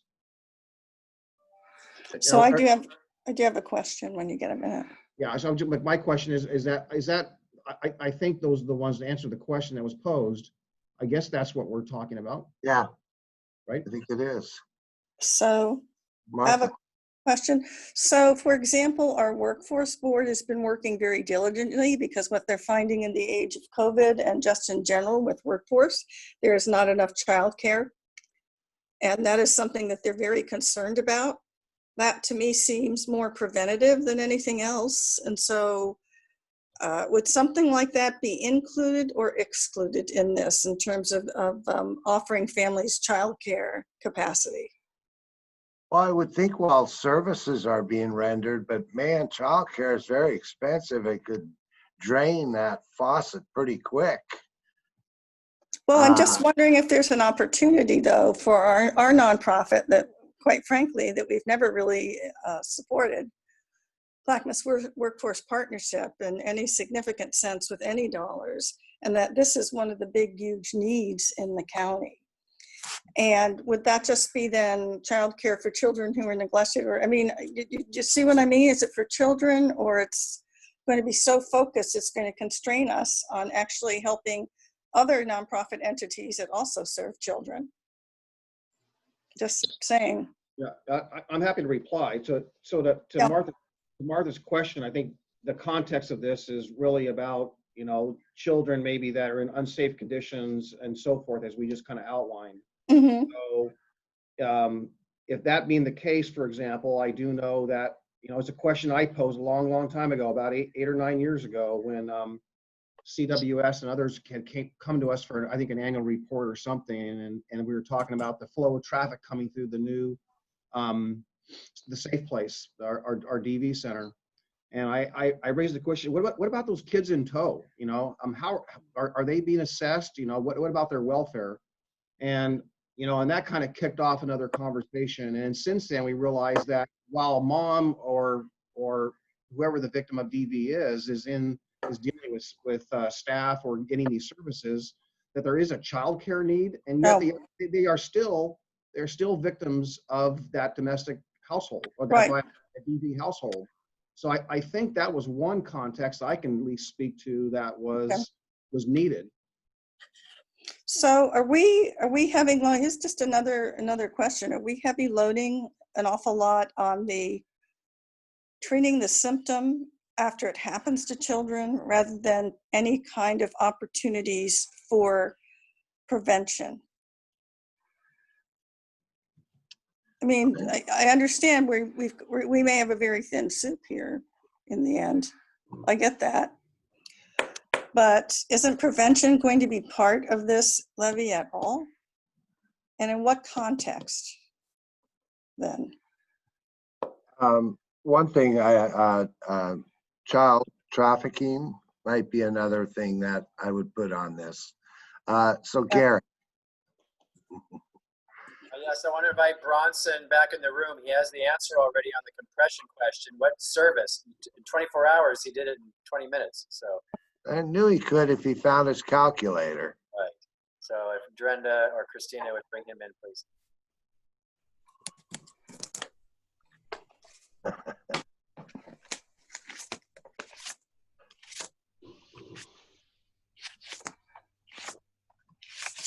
All right, thank you, everyone. I found out all I had to do was say pretty please, and you get an answer quicker than normal.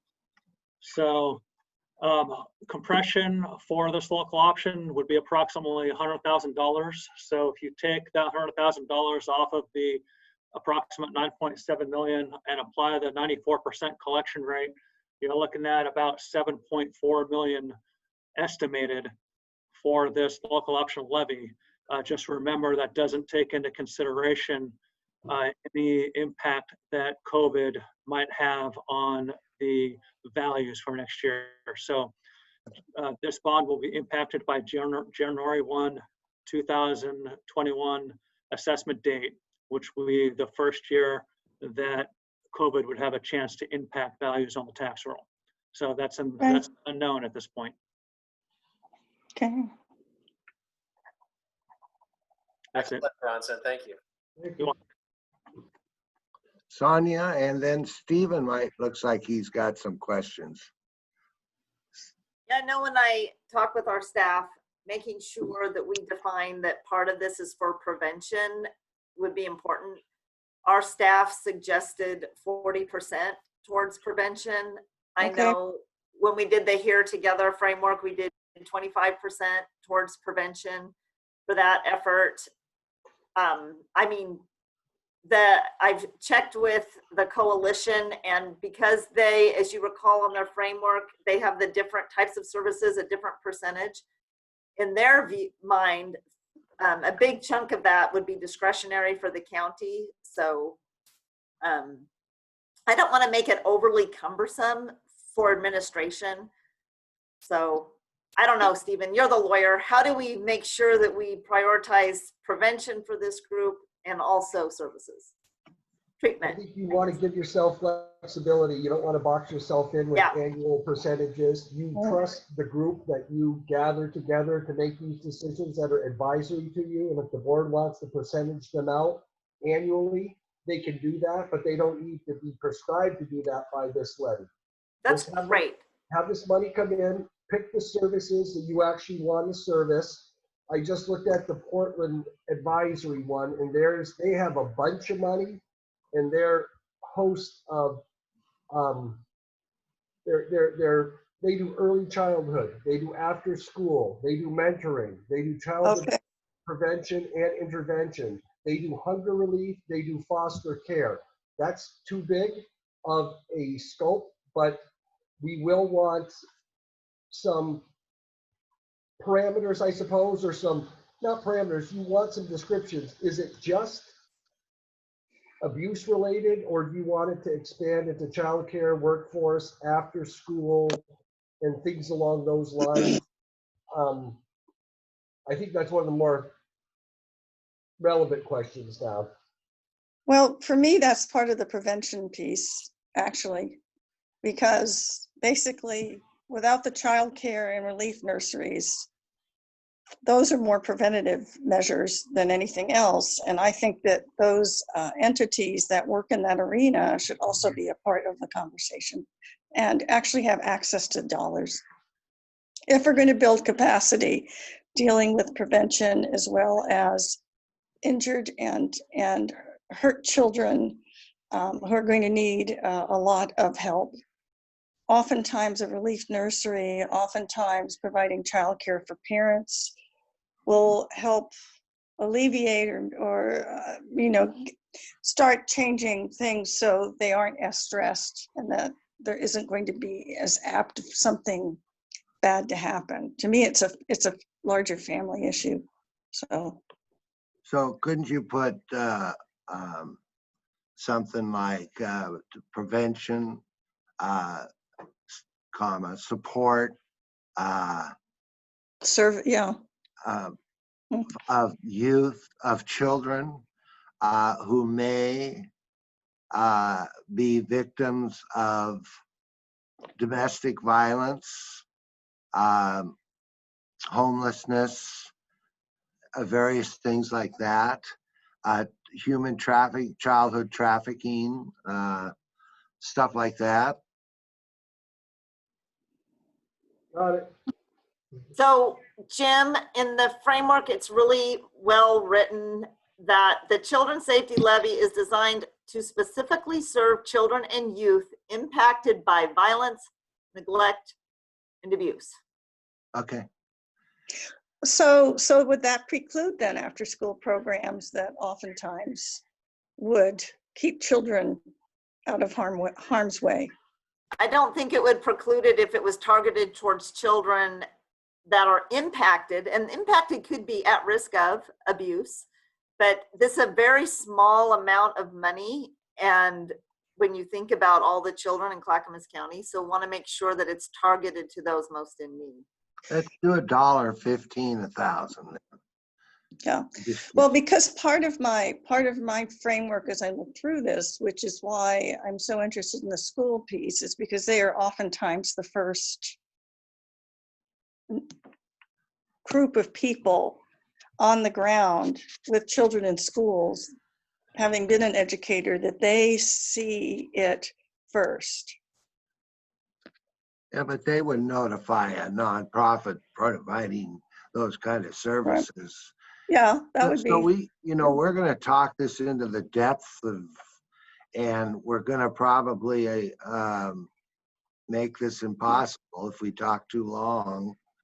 Paul, did you want to say something? Or Ken's got his hand up, and then Paul, maybe. You look like you want to say something. No, I'm actually reading something. Go ahead. Oh, okay, Ken. Well, with respect to the schools, it could be problematic expecting the schools to separate out kids. Yeah, that's true. One group from another for an after-school program. I'm not even sure they can. Yeah. I'm not even sure they can legally do that with general taxpayer funds like this. So, if you're funding an after-school program, it's a prevention program. It's going to be for all children that the school wants Correct. to let. All children have to be able to participate. That's my point. Yeah. So we're going to exclude that because these children are not traumatized, even though the program itself may help prevent trauma. Is what the point is, I mean, just having a place after school to go and to be and to feel safe and have food is a prevention kind of a piece. But no, you couldn't separate out the children. It would give caregivers, however, an opportunity to observe children who may be definitely being hurt and abused and otherwise have some pretty similar issues. One of the coalition members, what's that Mexican solas? Todos juntos. They provide those kind of services in the school. I've been actually on tour with them. Mm-hmm. Various school districts. They provide services for people who have been, whose scores are really high and stuff like that. And that's all preventative. Well, and I think that levy dollars could really be used to supplement an after-school program. That's kind of what I'm thinking. All right, so I got Sonia and Paul. Yeah, so we're probably getting way too much in the weeds, but trauma-informed support for children that are impacted by abuse is what these funds are targeted for. And I think that's just what we need to have agreement on. Oh my gosh, did I forget what I was going to say? I don't know. Darn it, Martha, you said something that was really great that I wanted to tap into, and now what happened? I forgot what it was. Okay, we're all tired and stressed. Remember, there's a pandemic on top of all of this. So there you go. Right, absolutely. And there's the pandemic. Okay. And there's the pandemic. So If I remember what I was going to say, then I will. Just break But I it think on it's Paul. mostly that it's trauma-informed support and not overall childcare support for Yeah. everyone, because that would be beyond the scope of what this effort is intended. Yeah, might as well be $1.15 per thousand. Paul. Well, I think it's important maybe just to put us back in the parameters of what this is all about. I found a sentence in here that kind of brings us really, again, puts us all back in the context. And it reads, measure would finance Clackamas Children's Safety Fund dedicated to providing safety services for children and youth impacted by violence, neglect, and abuse. So to bring everyone back to that principle or purpose, it's probably important to ask ourselves, will this money being generated 7, 8 as it grows, as time goes, will there be excess funds? Will it be inadequate funds? And if there are excess funds, maybe there's an opportunity to talk about other things. But from what I've heard, this isn't going to provide excess funds. That means the needs out there are probably greater. And I just don't know if with all this new money, and I've never really asked this question, and that answer has really never been provided or is common, that what is the total budgets of all those agencies currently providing citizens for Clackamas County residents, youth and children? Is it close to 7 million or excess of? I don't know. Well, we can't answer that by tomorrow. That's right. That's right. So Sonia, but then I want to get back to Stephen because he still looks like he has questions. Yeah, just really quick. I remembered what Martha inspired me to think about. Okay. So part of when I was talking with Adam, that's a really wonderful opportunity for us, and this segues onto what Paul just said as well, is that during the course of this children's safety levy, if it does indeed pass, we can really evaluate our programs and really get a deeper sense of what's needed to do greater visioning and planning and systems development. All right, so I'm going to go back to Stephen now, and go ahead. Did we agree that there's not going to be a cap for service providers for administrative costs? Yes. Okay. Yes. And it sounds like you want to limit the services to providing services to youth, Clackamas County youth impacted by violence, abuse, and neglect. Is that a fair overarching objective of this levy? Yes. And that, by definition, is going to probably exclude some areas such as the workforce and potentially the child care, and also after school, arguably. Well, from my perspective, I wish that it wasn't that way. I think it should be broader, but I think I'm outvoted on this one. So I also think that this the example of this Mexican name, they provide after school service for some people who have experienced violence in their lives and high test scores. It doesn't eliminate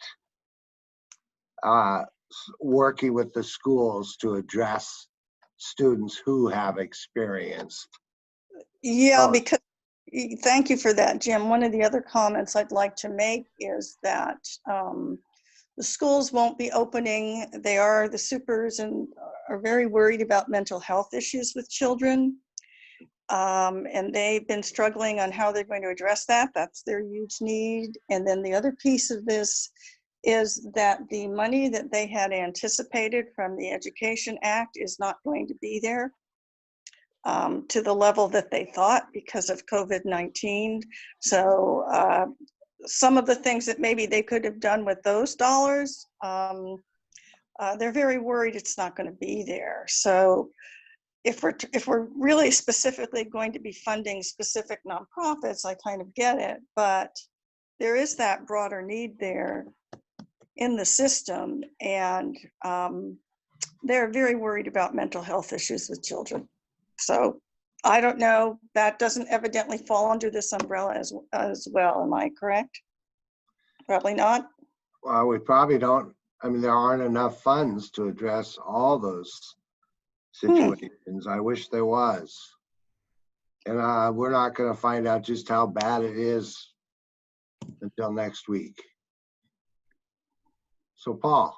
Yeah, I just want to and I'm reading through the material again and just validating it. I think using the word childcare is an error, a mistake, because it's not, even though that it essentially, while it may be a parent may be getting services, that child is getting services. Maybe it looks like daycare, or it looks like not daycare but childcare, but it's really not. And as I'm looking at one of the items here, there's a bulleted things of all the services that this is designed to provide, and child care, daycare is not part of that. Forensic and medical assessments, emergency shelter for victims of child abuse, case management and advocacy, safety planning, mental health counseling. We talked about that by adding treatment. Legal representation and advocacy, parent support, education, skill building, strengthening economic supports for families, and violence prevention programming to reduce the incidence of violence in the community. Martha, that gets close to prevention. And then culturally responsive and population-specific services. Can you just forward that to Stephen so that he could get that in the explanatory statement? Yes, I will. He may have it already, but. Yeah, Well, I think it's he does. in the materials. Yep, Yes. it's in the materials, but I'm going to I'll cut it and paste it right now. Well, Okay. again, when you start talking about parents, you're not talking about children. Children. You're diluting it. Right. When you start talking about domestic violence, you're not talking about children. You're diluting it. At least childcare deals with children. Let's keep this on track, 18 and under. I understand there can be consequences to kids based on domestic violence, but if we throw in everything, it's going to, it's the title of the whole thing is Children's Safety Services. So let's just say that a parent doesn't have the skill sets and the education to properly raise their child, and this is a means of again protecting the child. I think that's what that is intended to say or provide. Well, I'll read it again. Parenting support, education and skill building. So providing the parent with skill building on behalf of the child. I think that's the intent. Yeah, I think that's the intent. It's on behalf. I read that too. so I know that, but we don't have to be tied to this framework. But that's the other thing is that, again, this has come on so fast. I'm willing to put it on the ballot. Obviously, I voted to do that. But we can change or make a framework any way we want. And there just doesn't seem to be the will here right now to kind of be inclusive in those other things because the measure won't raise enough money to be all inclusive. That's basically what I'm just trying to say on the record. Absolutely true. Which is why I also wish we had more time to vet this, but that's not going to happen. So anyway. Stephen, so, okay? Yeah, I'll come up with something. Okay, because we're gonna review this tomorrow and, right? Do we have it scheduled for tomorrow? We need to. To schedule an emergency meeting for you tomorrow, board, to look at the final documents so that it can go online for next Thursday's business meeting. Okay. You guys want to pull out your calendars, or staff could find a time? We'll just let staff do it. We don't need to. Do we have a land use hearing tomorrow? We do. Yes. Yeah. So sometime after the strategy meeting, so early afternoon possibly. Ken's hand is up. Yes, do you think we could have an idea what the compression number will be? We already had it. Was it the 100,000? Is that what they came up with? Yes. Okay. I wasn't sure if I caught it right. Thank you. Okay, so go ahead, Paul. Yeah, I just want to just make sure we cover a few points. I'm looking at Mr. Madcore to make sure we got these covered. So the mental health aspect, we're including some provisions so that treatment such as prescriptive medicines or whatever is going to be eligible under this, right? And if that has to be by a entity other than a nonprofit, that there's a provision for that. I want to verify that. We can I do want that. to okay.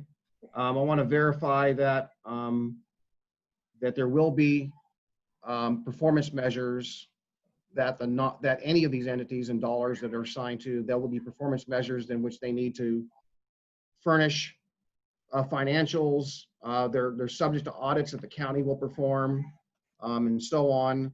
And we have the adequate overhead or means administrative cost covered to pay for that. I want to make sure that it is a grant process, right? Yes. It's a grant process. Yep. And that this is for residents of Clackamas County. Clackamas County youth is how we're having it. We don't have a definition of resident. Let's say the kid is shared custody between Multnomah and Clackamas. You know, it's a Clackamas County youth is what Okay. you want. Okay. Isn't it children and youth of Clackamas County? Weren't those the Correct. words specifically? Yeah.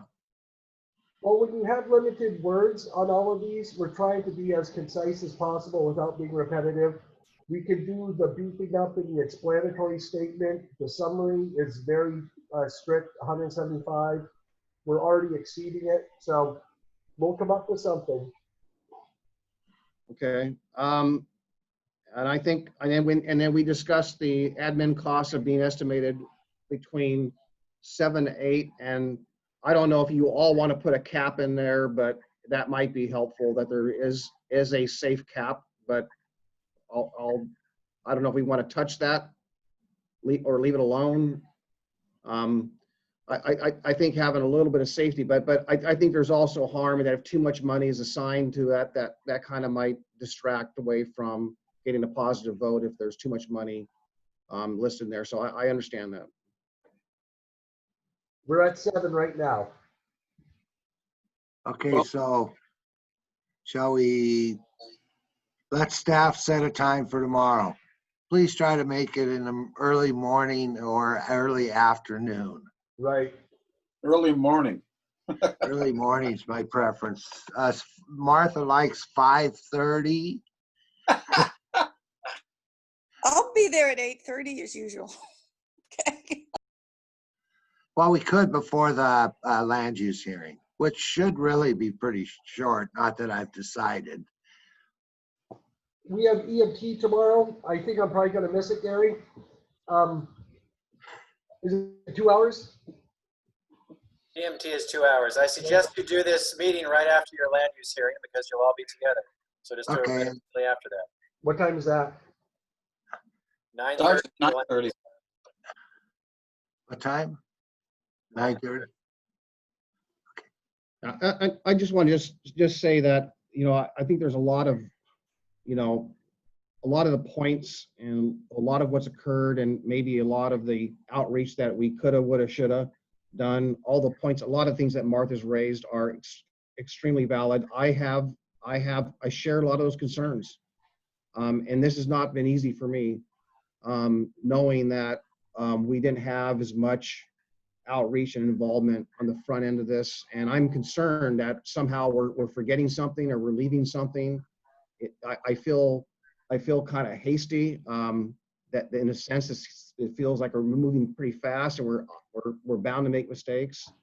But at the same token, this is really, it's really an important, the cause is deep and it's personal to me. And I know it's deep and personal to our constituents, and that's who we're serving, as our constituents. And so I just want to just put that out there that the concerns I hear Martha and others saying are I agree with a lot of them.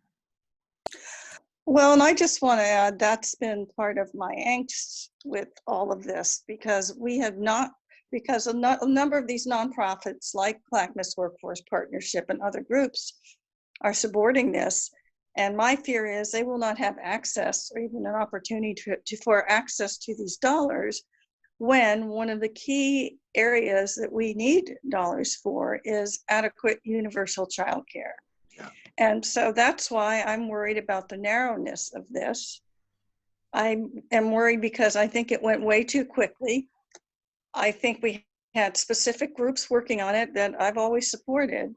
But if you're really going to help children, if you're really going to help families, it isn't just about trying to fix something that's already happened. It's also trying to figure out what families need for prevention, what they need to take the stress off of them, what they need to go to work to buy food. I mean, there's so much more to this, and I just wish that we could have had more time with it, because you know, other organizations that are going to be supporting this, or so it has been listed, I just don't see them having that same level of access. I think they've got the same information though. And some are supporting it even though they know the information. Sonia, and then let's finish this up. Yeah, I really appreciate everyone's comments, but I just have to chuckle, Martha, because, you know, really we've been at this for 10 years. And so when you say that we had to do it really quick, I just had to do a little laugh. I know that this particular iteration was really, really fast, but, you know, it's like, oh my goodness, let's not take another 10 years, please. So thank you. Well, as I said, no, I got to respond in a nice way. I'm trying to respond. I've been on the ground floor of all of these organizations. That is the truth of it. Okay. So I get that we've been at it for 10 years. But this was really a previous board, quite frankly, that decided that they would commit to it. Now there's a new board. So it isn't the fact that they've necessarily been working on it for 10 years. I mean, I have to tell you a big chunk of what they were working on. I was gone. I was down in Salem when the commitment was made. But in order to win an election, I'll say this again, my concern is that, yes, maybe we can hammer something else pretty quickly, but I hope the word gets out comprehensively, because I'm worried about the fact that property taxes will be coming out at the same time that this measure is on the ballot, quite frankly, and people will see this as a property tax measure. And I know for you and I, for example, $45 is, you know, we can do that. There are a lot of families that may not be able to do that. This is historically a tax-averse county. And the way to get something passed is to do what Clackamas Community College did, and that was over a year or more of focus groups and not getting the usual suspects in. Now, we can't do that now either because of COVID. So there's a lot of worries I have, and I've been willing to put my name on this to get it on the ballot. But I remain very concerned about how this is going to play out. And I'm not sure that there's going to be, the other worry I have, quite frankly, is I'm not sure there's going to be an opportunity for another bite at the apple at this time. And I don't want people to think if it fails this time that they can just come back again, because I'm like, what more can we do? Okay, this is the time. Let's do it now then, fine. But I hope that, I hope it passes, okay? So with that, we're done for the afternoon, correct, Gary? Let me just recap real quick. So I'm hearing no more than 7% to the county for administrative charges. I'm hearing a preference for nonprofits, but not at the exclusion of others. I'm hearing this committee will be advisory to the Board of County Commissioners. There'll be one member of the board appointed to that committee, but the board will have final granting authority. There is not going to be a cap on service providers' administrative costs. The only areas of commentary, it seems to be, are the scope of services contemplated.